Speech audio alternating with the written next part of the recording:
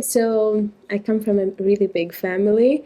Um, my my grandfather had a big land in Gaza, and before he died, he divided the land between his four sons. So for a while, all of them lived in a small house, and the rest of the land was like planted, like farmland, and even three of them got married in that house. Um, so they lived all of like a really big family in that house. I get a chance to live in that house just for a little, but my older siblings did live there for a while, so they got to enjoy that small house and the big, like the big land. One of my uncles left to Libya, and he just settled down there. So it got less crowded. Um, then they decided to just start building houses because the family got started to get bigger. So one of my other uncles started that. He built his own house over the land, and my other uncle also, he got married in his new house. So my dad, he's the one who got to stay in that house for a while. So he got married there and had my all of his kids there, and for years he lived in that house just because he didn't have the money to build a new house. But I think it was nice. It's like a really old looking house. We still have pictures of that house. And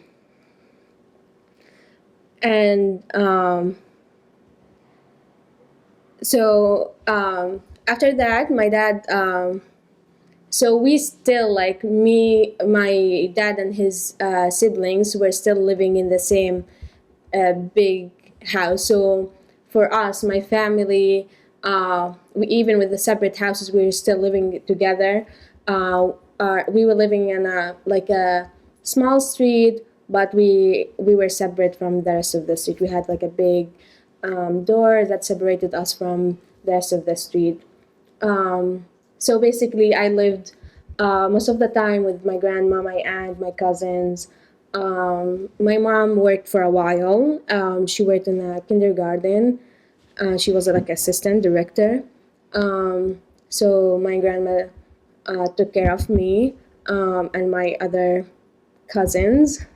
I do remember I went to that kindergarten that my mom worked at, and I kept going. And there, even with like when I started school, because I would leave school to go to the kindergarten, then we'll leave together to home.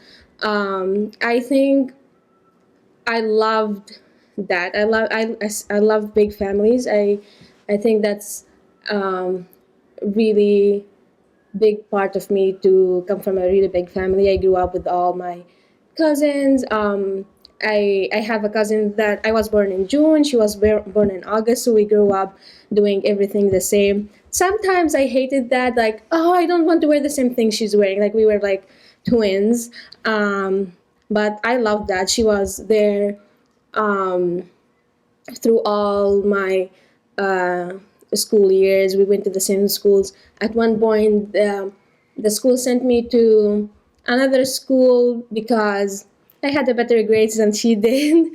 But her mom didn't like that, so I ended up going to the same school she is at.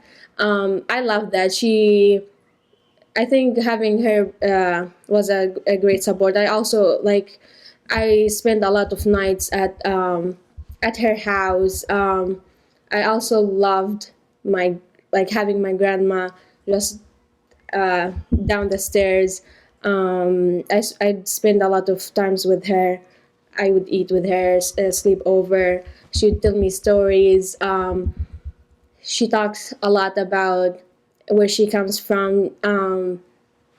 My grandma was a second wife for my grandfather, and um, my grandfather had 7 daughters from his first wife and never had a son. And so after his first wife died, his daughters decided to marry him to a new wife. So basically, my grandmother is in the same, when she got married, she was the same age as my grandfather, my aunts, my grandfather's daughters.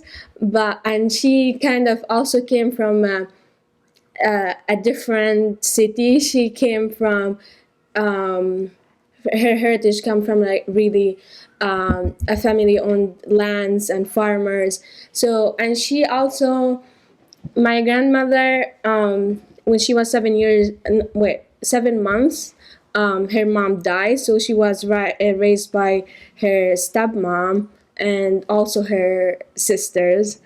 So she would just tell stories of working on the on the farm, milking the cows, riding a camel, picking the olives. So she would tell all these stories. I really, she was like a great person to have as a grandmother. She always also talked about how beautiful she was. She had long hair.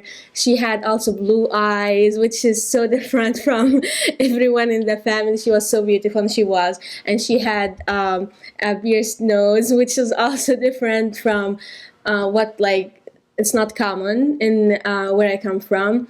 So she was really beautiful, and she always talked also about how she wished if she got education. And so also I remember her saying, "Oh, I know English. I know English. بعرف إنجليزي. I know English. I know how to say how are you." And she would tell us a story of how she learned the word how are you. And she also would talk about just during like words, and how she one time she got shot in her leg, and like she would tell it in like a funny story. I was like, "Oh, so I got shot in my leg, and I because we were not educated enough at that time, they stuffed it with coffee, and they had to walk to the hospital." So she would say it in like a really funny way, and I remember her telling a story of and it's like one of my favorite stories from childhood, which is really crazy. And I wish I remember all the details from it, which I tried to contact my cousins recently and ask them what the details for the story. She would tell a story of every time I asked her, "Grandma, could you please tell me a story?" And she would tell me, "Oh, let me tell you a story of the lady who slept in the cemetery for 3 nights." And she would just tell me a story of this lady who went to sleep in the cemetery and what she would face in the first night, second night, and third night. It would be really like funny but scary at the same time. And every single time I asked her to tell me a story, she would tell me that same story again. I really loved my grandma. She's like the best, like the most, like she was like my second mom, and she's like my loving to her is almost close to my the way I love my mom. And then when she passed away, it was really hard on everyone, and she was like really. I also remember when my father was here in the States and she would get headache, she would ask for medicine, and when we tell her, "Oh, this is the medicine that my Muhammad sent you," and she take it, even it was from the pharmacy down the street. She would say, "Oh, it healed me. It's the best medicine in the world." Yeah, so I lived with my grandma and my aunt. My aunt also, she didn't get married. She stayed because she wanted to stay with her mom. she's really strong, smart woman. I remember one time when we were racing as kids in the house, and I beat it everyone, all the kids in the house. She would like, oh, I don't think you will beat me, and she will. We would I would race her, and she would still beat me. And I remember, as disappointed as that was, I think she just meant uh, for me not like to be, I don't know, oh, I'm the best here. And so she also, I remember her, I hated going to visits like my aunts and my uncles in like different houses, but she would force me. And I remember her like walking down the street with her, and when we get to whoever we're visiting, she would take a book out, and I was like maybe first or second, third grade. She would take out a book, and this is a book for a senior high school, and Afnan, here, go read from this book. And I would start reading, and she would say, oh, look at my niece, she reads from a book from a senior high school student. She like wanted the best for all of us. I think it was really great to have her around. I remember during my school years, whenever I wanted a poster, an art project, a science project, I would go to her, and she would help me with that. That was nice. Like it was nice to have her. Um, yeah, that's about my. Unfortunately, most of my contact with my cousins kind of went down. I moved to the States just because of the distance, phone issues.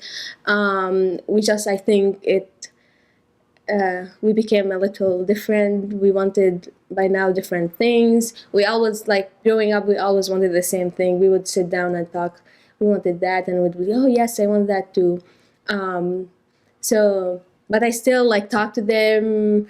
We still remember like some of the nights that they were best nights of our life, and I really, it's another reason I really want to go to visit. Is like I miss everything about that house so much. Now it's like I think now right now I think there's around, wow, like I think 40 people living in that big house, because yeah, with there's three my three uncles and their kids and their grand kids, and a lot of them are many, like few of my male cousins are planning to get married in that same house, so they're just building floors, so it's a really crowded, awesome place to be in.